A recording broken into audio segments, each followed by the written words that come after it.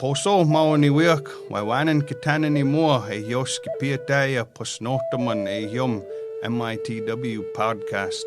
A yospis piataya posnapi notaman e ne hisikimaka e yoso matnameneha kihi.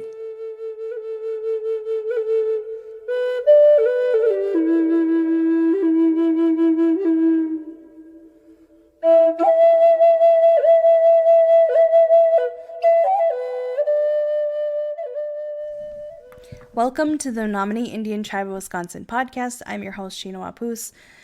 As usual, we are joined today by Vaughn Bowles, Public Information Officer for the Menominee Indian Tribe of Wisconsin. Welcome, Vaughn.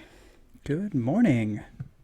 So there's a lot of misinformation out there about COVID and COVID vaccines. So how can people make sure that they're getting or sharing accurate information? You know, this is really a question about critical thinking and research and analysis and, not just drinking from the fire hose. The first thing I would just like to say is anything you read on social media should be questioned. Sure. Unless you're tracing it to the original source. And even when you trace something to its original source, then you got to ask, all right, what type of organization is presenting this information? Is it government? Is it academic, like a college or a university? Could it be independent scientists? Is it medical? Is it coming from a research organization like Mayo Clinic or Johns Hopkins? Or is it media that's presenting it? Cable TV, talk radio, newspaper, news, etc. And then, just understand that each source has a particular bias. Sheena and I, as wonderful as we are, we both have biases. Everyone has them, so ask if there's an agenda with what's being presented and how it's being said. Are they trying to inform you about specific health concerns? Are they trying to make money? Are they marketing, XYZ product? And then you'll also want to take time to corroborate sources. Is it presented in multiple areas? Does it seem credible?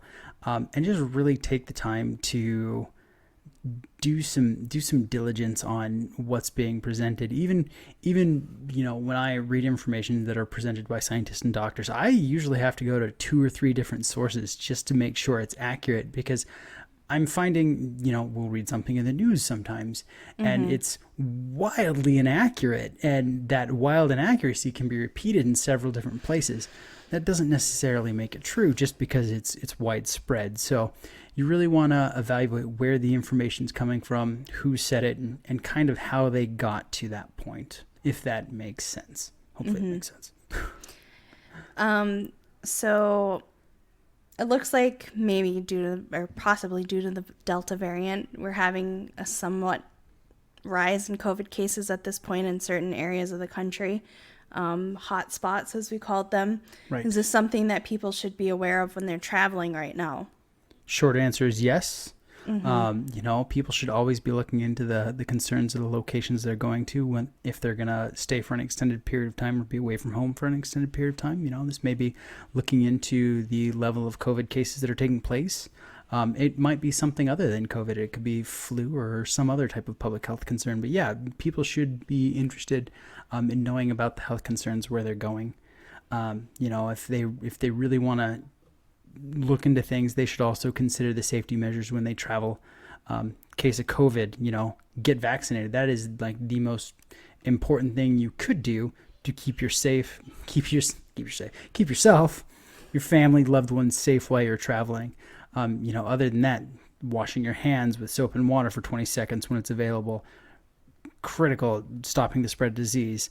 Before and after eating, before and after using the restrooms, before and after touching any high traffic areas, keyboards, doorknobs, phones, clean surfaces before you touch them if you have the opportunity to do so. Use something like a Clorox wiper or some other sort of disinfectant if you have that. They have nice little travel packs for that. I know my wife sends me with those everywhere I go now. She loves me. She doesn't want me to get sick. Also, consider maintaining things like physical distance from people that aren't in your household, 6 feet or more. Also, they recommend wearing masks when you're traveling over your nose and mouth. Then don't touch it if it's fixed in place. So, be aware of where you're going. Be aware of what the situation is on the ground when you get there. So I know we talked previously about vaccinations for younger children. When can we kind of expect more information about that? Because I know they're trialing that right now. Yeah, they're working on closing out the phase 3 trials. Hopefully they'll have stuff at the end of the summer or the beginning of the fall as far as being able to vaccinate younger children and how safe they are for them. So hopefully a little later this year. Great. So again, Delta variant becoming more prevalent. So what recommendations do you have for parents to better protect their children who can't be vaccinated right now, younger children? They're really the same as the travel precautions and stuff. Washing and cleaning the environment is critical for keeping young kids healthy and safe, because obviously kids touch everything, and usually things end up in their mouths or they end up rubbing their eyes and nose and stuff. So if you can keep the environment clean, that'll really help them since they can't be vaccinated. Also considering limiting time with large gatherings, particularly ones that are indoors. If you can skip something that's absolutely unnecessary, you might want to consider that. It's not as fun sometimes, but that is one way to prevent yourself from being exposed to potential diseases like COVID or anything else. So, just consider where you're going to be, how many people are going to be around, if you're going to be indoors or outdoors. And, if you can control the environment by keeping it clean, that will help kids that can't be vaccinated. So apparently the CDC has some new guidance for schools. I read that. I don't know. I didn't see any details about it, but how will that affect our community's plans for schools? Well, we can actually post those guidelines in the show notes and stuff so everyone can read them because they're fun and exciting, just like all the announcements from the CDC. Yes. I love reading them, right? Doesn't everyone? So they mainly had eight takeaway points.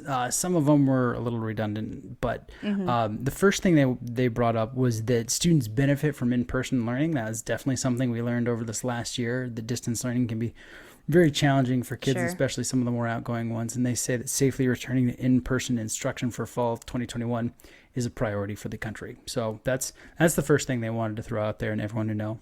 They say, vaccination's currently the leading public health strategy to end the COVID-19 pandemic, and promoting vaccination can help schools safely return to in-person learning as well as extracurricular activities. So we understand not everyone can be vaccinated at this point, but for those who can, they should be, or they have that opportunity to, and it'll bring us back to school a little bit easier if they are. They also say masks should be worn indoors by individuals ages 2 and older if they're not fully vaccinated. So that is definitely something to consider.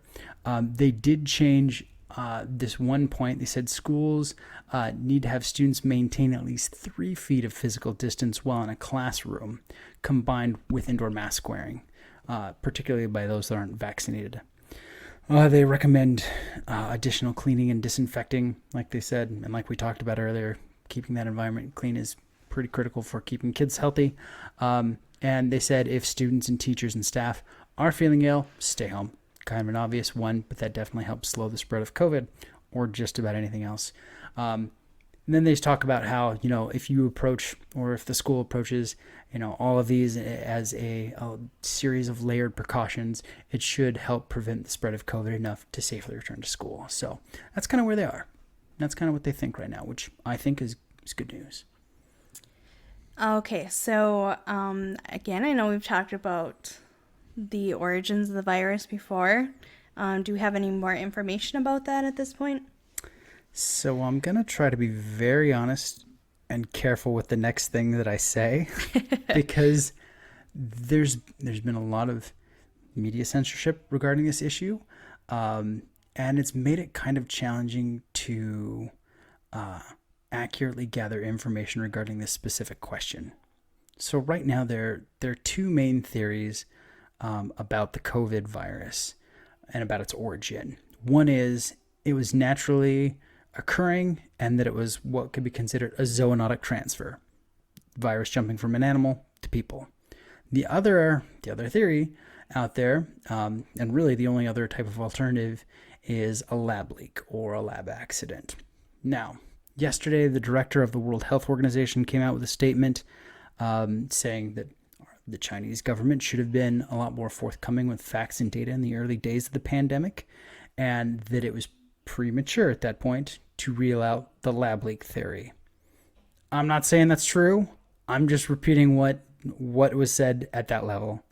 What I can say, personally, I have a lot of questions for some of the official narratives around the virus's origin, and it appears to me that sometimes there are some facts or pieces of information that might be a little misaligned or a little misleading.